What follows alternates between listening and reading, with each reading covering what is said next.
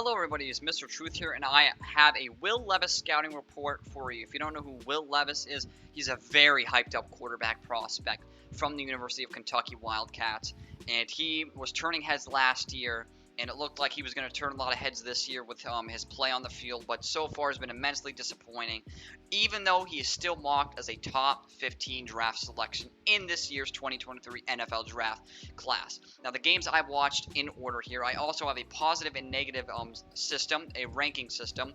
Three pluses is the best you can possibly do in elite game, or you're good at elite at a certain thing, and three minuses is a dreadful game, or you're dreadful at a certain thing compared to the peers at your position in that said draft class that you are in.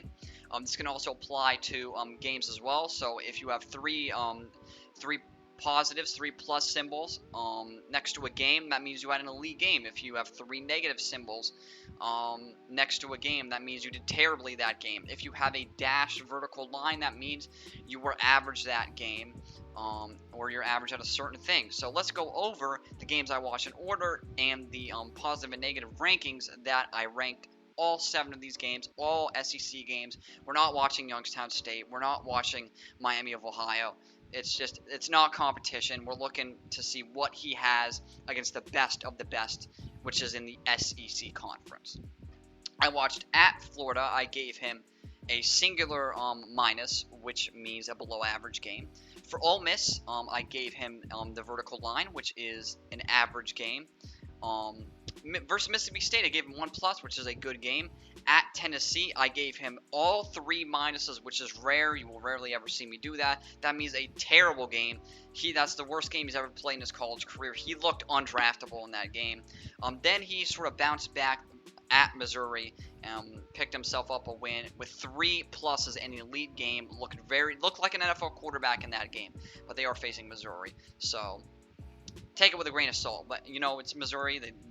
They obviously don't have that many great players, but it's an SEC team. It's better than Miami of Ohio. It's better than Northern Illinois. Versus Vanderbilt, 2 minuses, which means a bad game.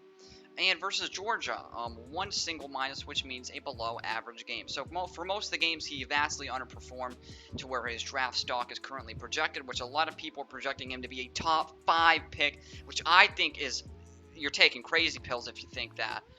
There's no plausible world where this guy gets picked in the top 5, well, on the top 10 in this draft class. Now, at player rankings using the same positive negative system here, arm talent is 3 pluses. He has incredible arm talent. Accuracy is a single minus. So is ball placement. Mobility is the vertical line. He's dead average at that. Throwing on the run is 2 minuses. Throwing under pressure is 1 minus. Pocket presence and decision making are both 1 minus. Ball release speed is elite, 3 pluses. And potential is great, 2 pluses. Will Levis is quite a polarizing quarterback prospect, to be quite honest with you. He has all the intangibles that an NFL team seeking a franchise quarterback would want, but is so raw and incomplete at so many things that there's almost no way he should be considered a first-round draft prospect at the least.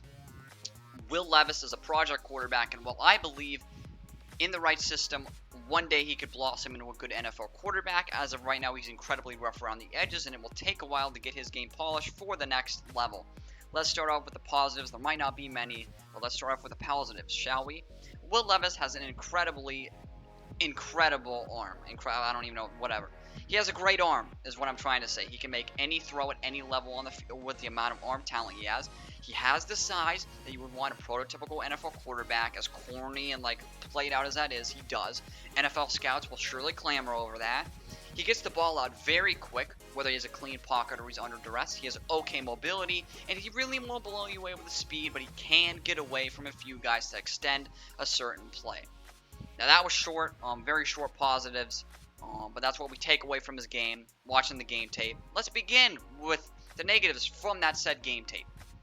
Will Levis has a problem with overthrowing and leading the football at times. This is especially prevalent when he is put under any sort of duress, as he seemingly panics and gets happy feet in a collapsing pocket, which causes him to fire the ball too high on occasion. Obviously not a good thing in the NFL. You don't want to be throwing the ball high over leading it over the middle, because it's an interception almost every snap. There were multiple instances that Levis put on the game tape here, where he backpedaled a few yards while under pressure instead of stepping up into the pocket that's collapsing, and he just floated the ball up. He floated it up with no regard, just threw it up there. I probably don't need to tell you how absolutely dangerous this is if it's done in the NFL, but Levis is, he gets away with it because he's at the college level, and we'll cut him a bit of slack because it's an issue that can certainly be fixed in the NFL. While it's evident that Levis's line has obviously not done him any favors and not been the greatest this season so far, Will Levis has taken an insane, and I mean a truly insane number of sacks that could have easily been prevented if he threw the ball away more often, attempted to keep the play alive by scrambling, or threw it to the open man he's looking at. A key example of this is during the game versus Florida, where he faces pressure immediately, but still has a chance to make an incredible play and a great throw under duress to tight end number 80, Brendan Bates, but for some godforsaken reason, does a pump fake to an open, streaking player. He is open. It still does not make sense to me. He was open on this play. He needs to cock back and throw it, but then he eats a sack instead of making something out of what was truly nothing, or what looked like it was going to be nothing. But he pump faked and he ruined the whole play. Levis also has a tendency to stare down and key in on a single receiver when none of his other reads are open, instead of trying to tuck the ball and run or scramble out to force a player open. Once again, in the same Florida game we watched on game tape, Levis makes a single read, but then locks his eyes onto the second read he makes for approximately three and a half seconds to wide receiver number 10, Chauncey Magwood, and throws a pass directly into triple coverage. I don't think I need to state how stupid this throw is, because it's a completely illogical throw that should never be made at the next level. In the game tape that I watched of Levis, he was not a proficient passer on the move at all, which when he wasn't throwing the ball away, which in most scenarios he should be doing more of. Most of his throws on the move are either too low to be catchable or are led too much to be caught in stride to keep the wide receiver moving downfield or even be completed at all in the first place. This will absolutely need to be improved upon going into the NFL, as he will be forced to make a play on the move more often than in college. Wow, I don't know, man. I see a big amount of potential in Will Levis, quite frankly, and with enough fine-tuning and, the absolutely perfect system for him, absolutely perfect, he could become a great NFL quarterback one day, but the red flags are so obviously there. I do not want Levis to end up as another Carson Strong, where the hype machine gets too far gone and everyone gets, in over their heads about his arm talent and his size and his intangibles. And that means everybody loses sight of what the actual problems are and his injury history.